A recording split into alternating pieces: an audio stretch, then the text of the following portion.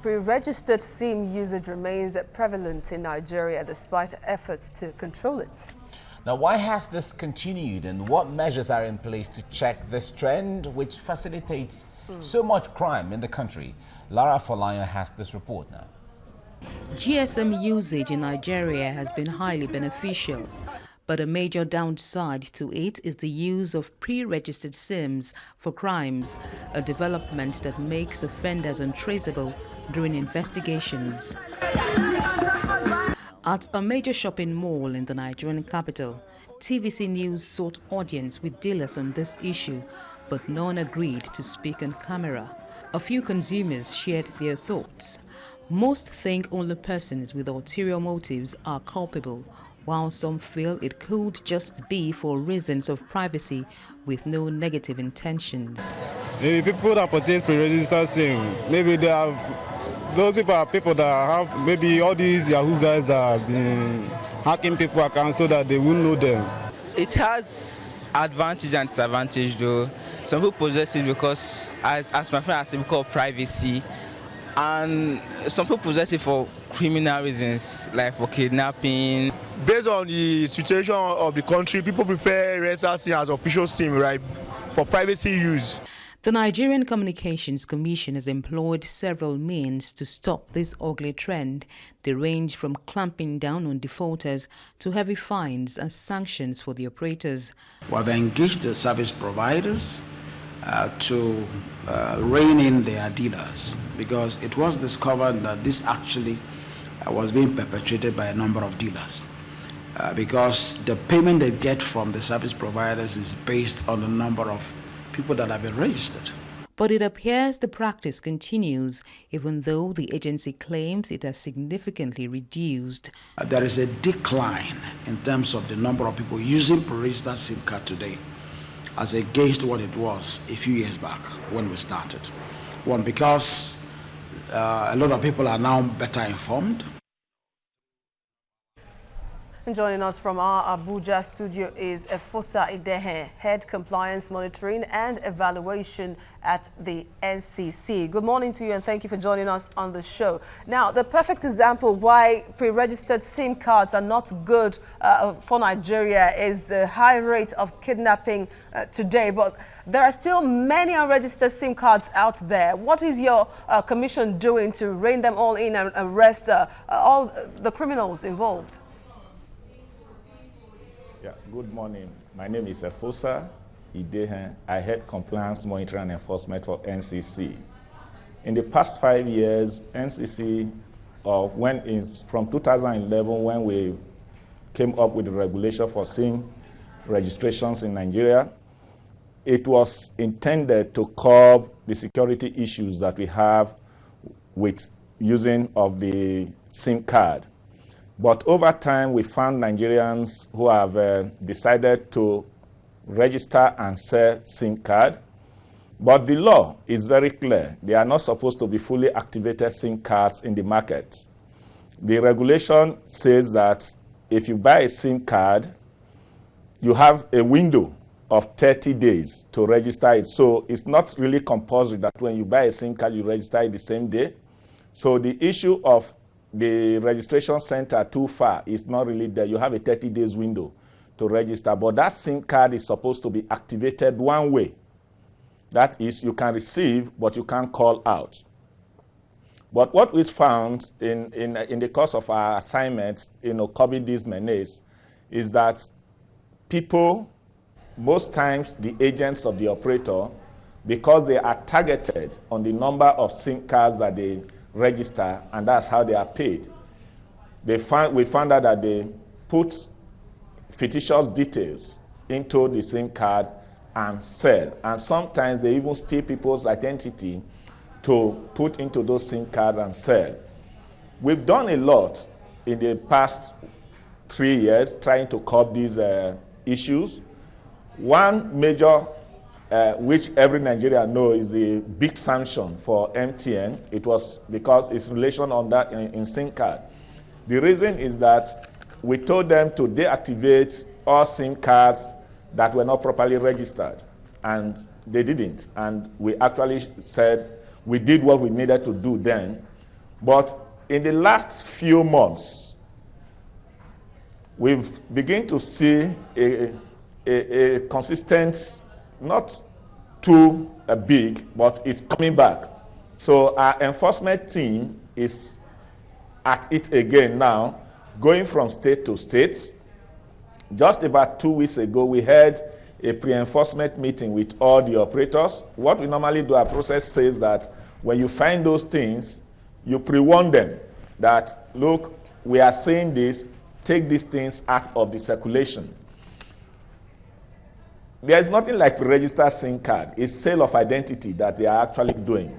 Because if you put an information in a SIM card just to enable it go 2 ways, it's already violating you are not supposed to have fully active SIM card. So it's supposed to be in the market one-way active.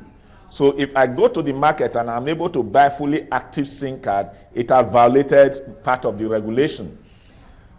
And Regulation 21 says you can't trade on the identity of your subscribers that you have registered on your network. So what they are actually doing now is trading on the identity of their subscriber. And we are going to take it to that extent and punish any service provider that is involved. We were in Jigawa about 3 weeks ago, and we arrested about 4 people. And then we were told that the source is in Kano. We have an MOU with Nigerian Civil Defense and the Nigerian Police, but this time it was the Civil Defense that we used. And when they finally investigated, we found out that operators, that service provider staffs, are involved. That's a new trend to us, because people who are supposed to safeguard the security of the system are now the one compromising the system. All right, so we are not going to take it lightly with them. Yeah, Efosa, let me ask you this. You talked about the fine that was given out to one of the telcos recently, which all Nigerians know. Yes. But if you go out to the streets, it's not just the SIM cards of that company that is being pre-registered for people to buy. Almost all the networks are involved. How come it was only one that was that came under fire? Okay, as at that time, what we enforced that time was we sent them a particular set of number, because when they register, they send it to the central database, which is domiciled in NCC.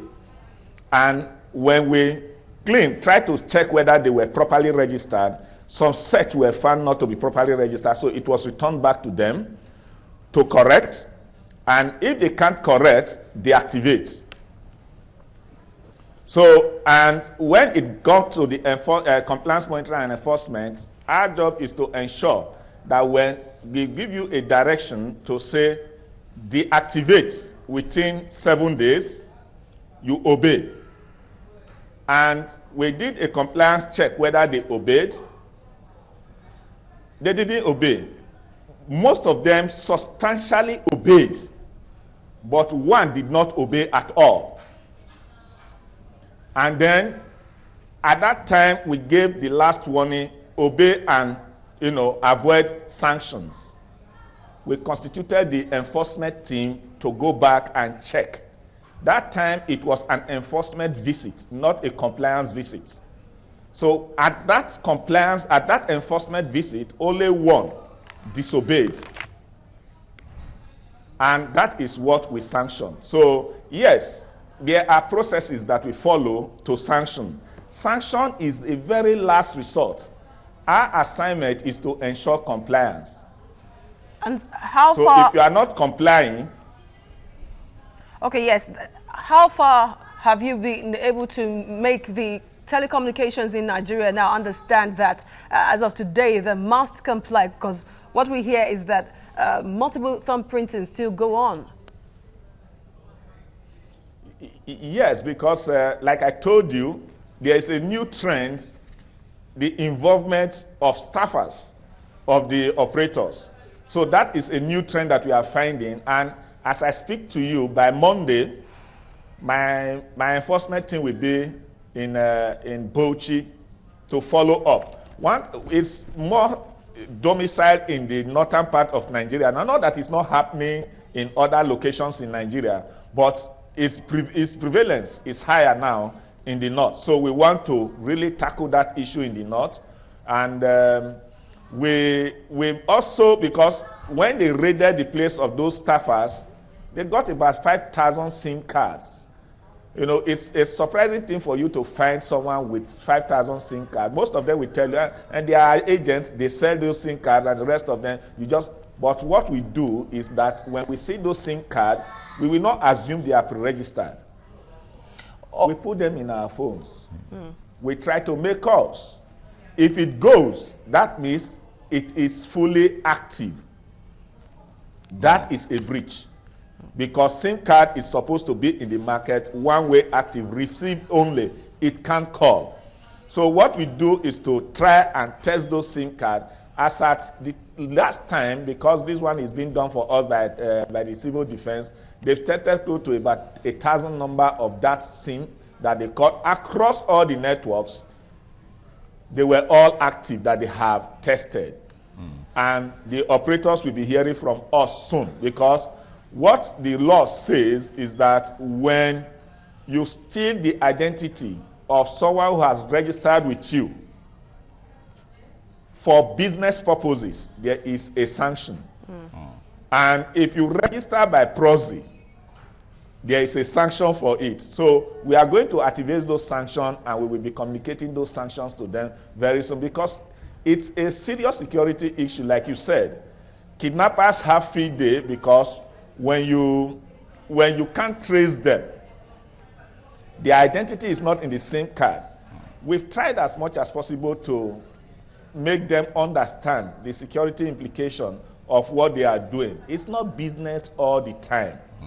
We understand that if you do your, Yeah, Efosa, we're trying to wrap up now because we don't have all the time. But let me ask you this question from a Nigerian who's been following in the UK. He's saying, or he asked the question, what would it take for the SIM card registration to be linked to the bank account numbers and international passports of whoever is registering, so that the data is compact?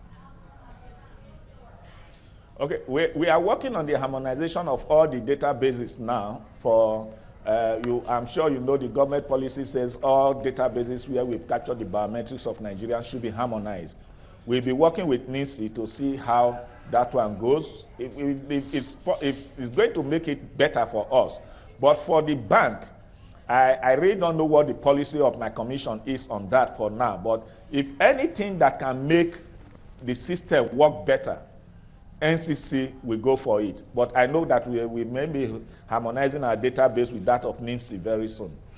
Efosa Idehe, Head Compliance, Monitoring and Enforcement Unit of Nigeria Communications Commission. Thank you for your time on the show.